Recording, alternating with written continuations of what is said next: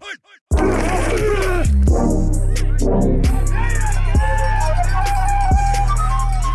to the ASU Football Insider. I'm your host, Rob Penn, along with my co-host, J.R. Redmond. How you doing? Week, pretty good, bro.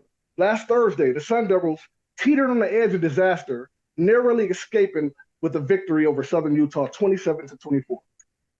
Our freshman quarterback, Jaden Rashada, was surgical in the first half, completing 75% of his passes, but after a 2-hour weather delay, he came out rather flat in the second half. We barely escaped with a victory in a game that we were heavily favored by 35. Jay. Yes, sir. What are your thoughts on last week's game? Well, like you said, the first half was really good, right? Guys came out, established some things, played some good ball. And, they had a 2-hour break. A 2-hour break is a lengthy break. Even in a Super Bowl, the break is only an hour, and you got a whole performance going on, right? All kind of stuff. So Mariah Carey, huh? Yeah. In our Super Bowl, Mariah Carey was out there with a blue dress on. Yeah, for sure.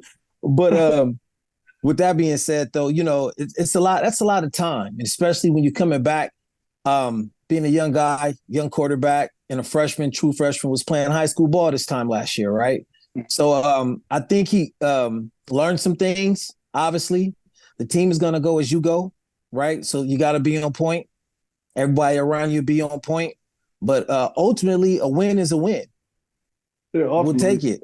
Ugly or not, we'll take it. All right. Just what do you think about Rashada's performance last week?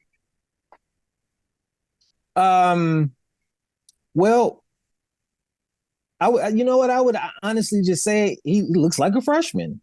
Yeah, but he looks like he has a tremendous upside. Looks like he's going to be talented, and he's going to get it sooner than later. Mm-hmm. He's going to get it sooner than later. Again, a 2-hour break is a lot. I'm sorry. I don't really care who you are. A 2-hour break is a lot. Now, that there's no excuse for missed throws and things of that nature. These things happen. It's football, right? It happens. It's football. But the good thing is there were no turnovers. So we can build on that. And I mean, if you think about it, what was his stats again? It was 18 of what? I want to say 32, 36, 18 or 34. With 2 touchdowns. 257 yards. 230 okay. yards, if I'm not mistaken. And 2 touchdowns. Mm-hmm. I mean, that's something to celebrate for your first game as a freshman. Okay. In the first half, coming out with a lather. I understand. From my perspective, what I saw, it's like you say, he looks like a freshman. His long ball is pretty much on point. But when it comes down to touch passes, especially the short to intermediate, mm-hmm. I noticed, he needs to develop his technique and his footwork a little bit more. But, missing high on hitches and missing wide on slants and things of that nature. But, yeah, overall, I think it's something to build on. Yeah, I mean, again, he's a freshman. You know what I mean? And I would have to see those things happen in a game where all things are normal. A 2-hour break isn't normal. Today's Sun Devil Spotlight is none other than the current Director of Player Development and Sun Devil legend, DJ Foster. How you doing, brother? Man, I'm blessed. How you gentlemen doing? Pretty good, man. It's just definitely an honor for you to come on today, man. I'm excited about this. Hey, when you hit me up 7 o'clock, 8 o'clock, 9 o'clock, when I heard it was you two, man, I couldn't wait to join the segment. So thanks for having me. I appreciate it. Love it, man. Love it. JR? So I got a couple questions for you. Absolutely. I got a couple questions. Take me back to one of your fondest memories as a player at ASU. The ones that always stick out to me, I would say always the U of A games. I did lose one, which hurts, still stings, but I won 3. We won 3 of those. Nice. I think my sophomore year, and this takes me into my second favorite memory. My sophomore year, we won in the Rose Bowl. We beat UCLA. Marion Grice got hurt, and this was my sophomore year, so I got a chance to step in kind of as that full-time running back. And we ended up playing U of A at home. Put a whooping on them. I won Territorial Cup MVP, which was, a blessing and huge. And then we ended up hosting the Pac-12 championship game against Stanford, which is my next favorite memory. And then Notre Dame at home, that Notre Dame game, my junior year, noon kickoff, the atmosphere and just the support from the community, and being I think we were number 6 in the nation at one point. Those ones stick out to me the most.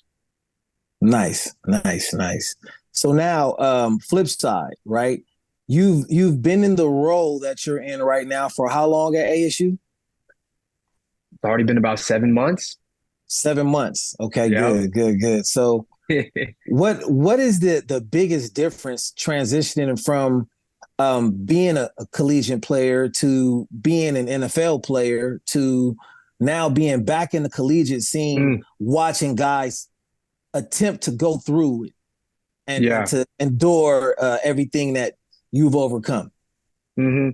I would say, and it happens fast, but the generation of football, from how young people how they're receptive to information, how they understand, the language, the dialogue, even, the X's and O's, the schematically, it changes so much. I mean, sitting here hearing the terminologies and kind of schematics of college football, I think every generation they change. So going from college to the NFL, just hearing the dialect and just how we talk ball, I think it changes, to coming back to college and hearing how they talk now. So just trying to get myself up to date with how the game is played and the difference. But it's been exciting. A lot of the stuff is very similar, just like, JR, even in NFL, different playbooks, it may just be a different word. Same, right. Same fundamentals with it all. You're just trying to learn a new language, Yeah, definitely new language. I'm going to ask the question that our audience, I know they want to hear, right? So let's talk about the self-imposed postseason ban.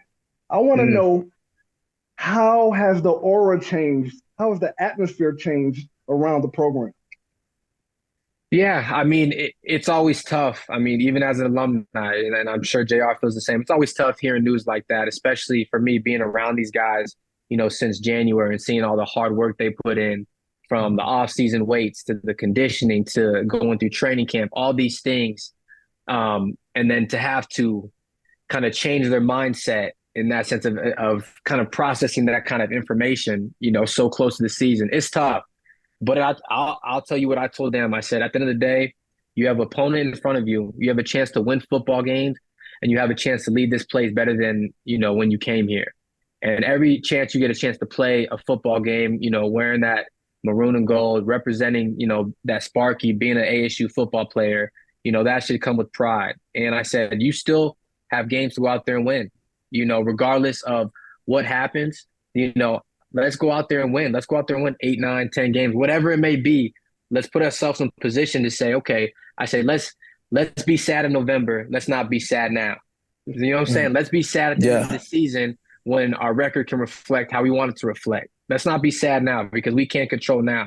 So let's just go through the season and play every game like we had that opportunity. Okay. Well, usually, especially this case is rare. How do you get them to focus on the name on the front when all they really have to work with is the name on the back at this moment? Yeah, I think that is culture, and I think that is trusting what your head coach is preaching and saying and buying into the program. And I think Coach Dillingham has done a great job at bringing that. And that's something that, attracted me to come back and be a part of this staff and wanted to give my time and my energy, to this program because of Coach Dillingham and what he believes in and what he's preaching. And that's, he always says it, lifers, being a part of this family and being a Sun Devil for life. And I know it's so hard for an 18 to 22-year-old to process the fact that they can't go play and compete for a championship. I hear you. It's tough. I mean, I'm sure even me, I'm like, that's hard as a competitor to not want to play for a championship, right? That's the stuff that we want, all we aspire to do. But I think it's keeping the main thing. The main thing is you have to go out and win football games regardless. Taking one game for what it is at a time, processing it, understand, there's a lot of people that are connected to this process in this building in that program. I think they got a good opportunity to come together and have people say, what if? You Yeah. know, if they have a good season and stack some wins together and play for each other, and really end strong, it's going to make people like, what if, they have what could it have been if they did make it to the bowl Absolutely. game? They would have played this team. Wow, the way that they playing shit look like they can compete with anybody. You know what I mean? So if they go out there and handle their business and play fast break football and shut down defense, then they have a really good opportunity. You know what I mean? Just for people to sit there and Yeah. wonder and then to be in a conversation, even though they're not in a bowl game. What if Yeah. Arizona State was playing right now? Exactly. I'm with you, JR. You got to create that narrative. You still have control over creating that conversation.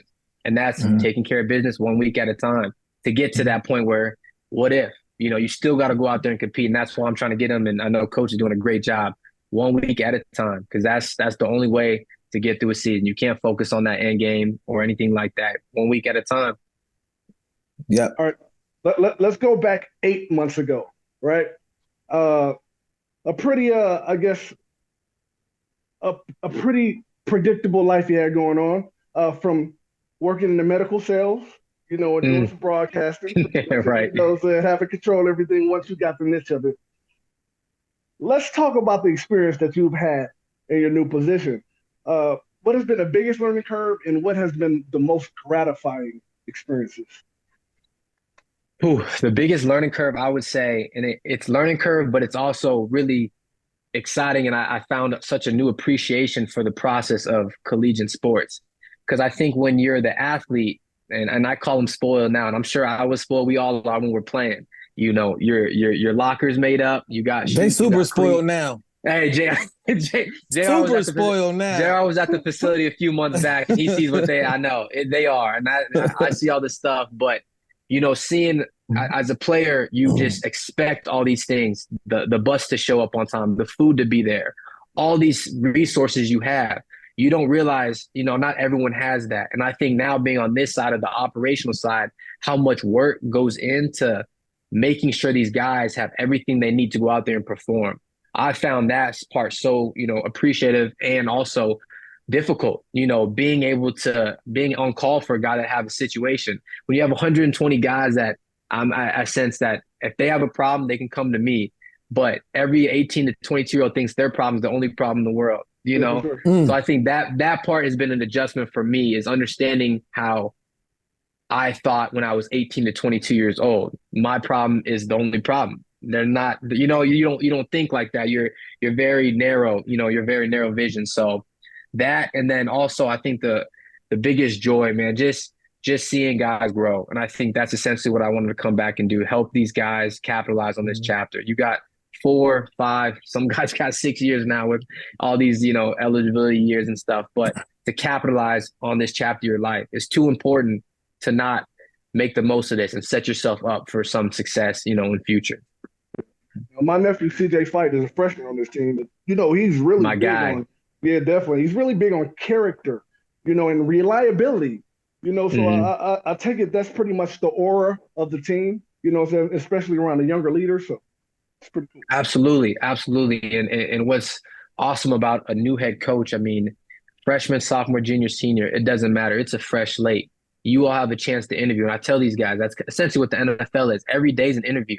Every day you get a chance to kind of put on display who you are. And it's important. I mean, it's so important whether you have a job or not the next day. So getting them to understand that you can write the script for who you want to be. And sometimes for these seniors, guys, they get a new start with a new head coach. So you get a chance to show exactly who you want to be. But that's a lot of pressure, because that consistency, that there's pressure with that, because now you show who you are and who you want to be, but now you got to be that person day after day. So I think it's awesome. I think it's awesome for the younger guys to come in and see this team bond together. What was your favorite position that I played? That you played as a player? What was your favorite position? Do you felt like if you lined up at one position versus the other, you had a better game, or did you feel like it took you to play all around the field in order to have your best game? Ooh, JR coming with the questions. I love it. Yeah. Could have brought I'll Rudy say Burgess on here. that I'll say this, and some guys on staff that have known me for a while, they give me a lot of crap sometimes. They say, "Oh, you're a receiver, you're a receiver," and because they know that bothers me because I'm a running back at heart. I love running back. I knew I had the Okay. skill, and I knew I had a chance to win. Anytime you put me in the slot, I knew I had the skills, the route running, the hands to be able to do that all day. But I needed Mhm. to get the ball and run through the tackles to wake up. I knew that's how I would Yeah. get my game going. I needed to get the ball. I needed to feel that ball in my hands and run through the tackles and get hit a few times. That's when I knew it was game time. And then, okay, the receiver stuff's fun. Throw me a couple of screen passes, swing routes. But I love running the football. I love running back. I love the mindset, the way the flow of the game is played at the running back position. There's nothing more beautiful to me than that. That's so well spoken. It's a flow, JR. You know, it's a flow, is it not? It's a Yes, flow. sir. Oh, see, Yeah, I only definitely. played one position from 5 years old all the way till I retired at 28. Receiver. That's it. I never wanted to run the Yeah. ball, never wanted to throw a ball, never wanted to tackle. Yeah. So I tip my hat off to guys who can do those multiple things. Hey, the more you can do, I tell these guys, and JR, you know this too in the NFL, the more you can do, the better chance you have to play, to get a roster, to get a spot, special teams, running back, receiver, catch, run, doesn't matter. Try to Yeah, do it all. yeah. You got to. Versatility will get you, some time. It'll Mm-hmm. definitely buy you some time. You can't be a one Facts. trick pony because if you are a one trick pony, you will have to be the pony. Yep. Yeah. You You better know what be I'm great. saying? Yeah. Yeah. From Yeah. Yeah. legend to So Yep. legend. Yep. Hey, we It's thank you for yep. coming on, DJ. I really appreciate it. Absolutely, man. I appreciate you guys having me. Love the dialogue. I'm excited for this week. I know I heard you guys talking in the first part, and just I think the biggest thing when you have, especially with NIL, transfer portal, all these things, you have so many new faces. We do have a freshman quarterback, but a lot of new faces. So that was a lot of new players' first game in, on Frank Cush Field, Mount America Stadium now. So I think the biggest thing I tell them, the first game is not always pretty, but the biggest thing is to make those corrections from week 1 to week 2. Those are the teams you see around the country make the biggest stride, the ones that can be honest with themselves. They can look themselves in the mirror and say, I need to get better at this. And I think last week was a reality check. We got to get better. And that's okay. So now film, practice, we got 5 days to get better, correct those mistakes, and another chance to go out there and perform. And I think that's the biggest thing for this team is growth every week. Continue to grow, especially with the young quarterback. And he will. Speaking of that, you are more than welcome to stick around for the final closing segment if you would like. Let's go, man. I'm here. Let's All right, go. let's get it. All right, I'm this hanging. week, this week, Oklahoma State comes to town. They also barely escaped with a victory last week, defeating Central Arkansas 27-13. According to Coach Vince Amy, in order to win this game, the Sun Devils must dominate up front. What do you think about the coach's response there? I think he dead on. It always starts in the trenches on both sides of the ball. And speaking from his perspective, being a defensive coach, knowing that, that running game of theirs was held to under 100 yards. And, we would like to think that we have a much better defensive line that they're going to be facing this week at ASU. That, it should start up front and they should dominate up front and get it done. Not just under 100 yards, 52 yards. And I think it was a one possession game midway through the fourth quarter. Oh, okay. Well, yeah. So under 60 yards. Yeah. Yeah. So, I think Vince Amy's dead on with what he said, Yeah, I agree 100% with JR. I think a game like this, it's going to be a physical game, and I think that starts up front. I think in the trenches, a physical game, the O-line, D-line, I think you got to come into this week, with a mindset, a prideful mindset, and I think it's up to them to set the tone. I think that's kind of what our practices have been like this week, physical. They understand what kind of game it's going to be. It's going to be hot, and, I think that's where, we kind of got to flip the script and turn the lights on with that. So I agree. It's going to be a physical game. Hey, per previous conversations between JR and I brought up the fact about the secondary at Southern Utah and these blue chip 5-star, 4-star corners and safeties that will be playing at Oklahoma State. How important is it for Rashada to knock off those reps and really get back to his technique and his basics? Really, because they really can't make any mistakes this year. Yeah, I think timing too. I think this week of practicing with your receivers, communication. I think all those receivers, they understand his timing. And I think obviously, of course, like you said earlier, working on his footwork. And I was talking to him today, just it will naturally become more comfortable trusting the pocket. I think when you're young and the anxiety, you're so anxious, you want to make a play, all these emotions are rushing through that I think sometimes as quarterback, you don't trust the process. You don't trust the timing of things. So I think that's his biggest thing. And I think that's what he's improving on, going to improve on so quick. Just trusting the timing, trusting the receivers are going to be where they need to be, trusting your O-line is going to block and, do everything schematically that they need to do and, staying in that pocket a little longer so he can deliver those throws. Yeah, hey, y'all got that scatter boot too. That's Scatterboo. That's my guy. Yeah, that's man. My guy. He's a tough runner. Oh yeah. You like watching him, JR? Yeah, I do. I know you got a little taste, but yeah, I do. You run physical, get a feel. So I mean, you need that. Yeah. You throw the score, but you run the win. So we got to be able to hand the ball off in order to sustain first downs and eat up the clock. You know what I mean? And just like you say, and dominate. That goes for both lines, right? We want the offensive line to come downhill too and smash. So you can keep handing the ball off, right? Yeah. I think our secondary can match up good with their receivers and that Mike Gundy system. I think they're also coming out with that 3 quarterback system again with Coach Gundy's son being a part of that. How can we contain that variation of different play styles between quarterbacks there? Hit him in the mouth. over and over and over and over and over. Hit him in the mouth. Oh, you bring him in too? We're going to hit him in the mouth. You going to bring him in too? Hit him in the mouth. I mean, it's just be physical, play fast, wrap up, right? That's it's not much more you can do to that, Each they're gonna call certain plays with certain guys, and hopefully, there's enough film study that could tip their hand as to what they're gonna do, and that the guys are able to pick it up. And if they are, then it should be an abusive situation. Hopefully. For sure. All right, hey DJ, the floor is yours, man. If you have anything that you want to leave with us before we get out of here and we go to Keys of Victory with Juan Roque, it's all yours. Man, no, like I said, I appreciate you guys. Love what you're doing. I'm excited for this new era of Sun Devil football. Of course, I'm back there working, but just being on the inside and watching the growth and what Coach Dillingham doing. He's doing it the right way, and I hope people can trust me when I say that. And I'm just excited for this thing to grow, for players to be a part of this and continue to grow in this chapter of ASU football, and become part of the brotherhood. And I'm excited for these guys to go out and compete. It's gonna be fun. Yeah, we would love for you to be a regular here too. So don't be surprised hit me up. Yeah, my bad. Yes, Thank sir. you, sir. Thank you, brother. Yeah, appreciate you guys. Appreciate it. Let's get over to Juan Roque for Keys to Victory.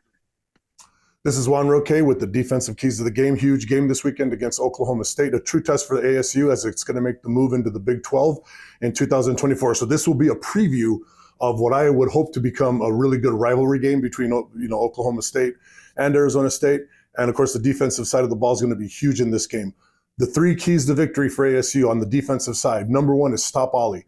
Running back Gordon Ollie Jr. is averaging 6.3 yards per carry. That is a big, big stat for ASU's defense, especially on the front 7. They got to be able to stop this guy. You cannot let him get rolling. You cannot let him set up the quarterbacks or the passing game. You got to stop the run game, get him into those 3rd and longs, get him into those passing situations, which is going to go to key number 2, which is they have to have the edge, right? They don't use the term defensive end anymore or pass rusher. They use edge. So whoever's on the edge for ASU, they need to get to the quarterback. Right now, quarterback Gunnar Gundy is their top-rated passer, 176.71 QBR. That's not bad. He's likely going to be the starter. If not the starter, is going to see significant playing time. They got to find a way to disrupt this guy. They got to get to him. They got to pass rush him. They got to hit him. They got to disrupt him. They got to make him run to the edges. They have to be a force in this game in order for this to become a Sun Devils victory. And last but not least, takeaways. The defense has to find a way to get the ball on the ground or get it out of the air. Oklahoma State only has 1 interception in the first 2 games. It's not a big deal, but as you see, ball security is huge with this team.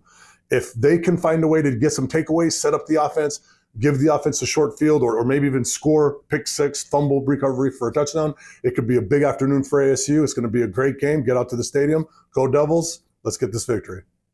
How you guys doing? It's Jalen Strong here with ASU Football Insiders, here to give you the keys to victory for this weekend's game against Oklahoma State. First things first, we got to win the turnover battle. We can't turn the ball over, and we have to take care of the ball. So ball security is number 1. That's the main thing. Number 2, I think we have to dominate the line of scrimmage. No, I know we have to dominate the line of scrimmage. We have to open up the run game for Scat, so then our receivers on the outside, X, and then Badge, and then Jalen could get open, and then Jaden could deliver them the ball. Last but not least, Jaden Rashada, he's our 3rd key to victory this weekend. He has to come out, he has to be sharp, he has to take control and lead. He has to get the fans involved so the team could build off his energy, and then we just go out there and execute. Jaden Rashada came out last week, very, very good, but slowed down in the second half. I will say, because of that dust storm, it may have played a big part in his throwing game, but this week we have to have 2 big halves from him. A first half, a second half, all the way through, and ASU will take the win. Thank you for tuning in to another episode of ASU Football Insiders. We'll see you next week. Peace. Have a good one.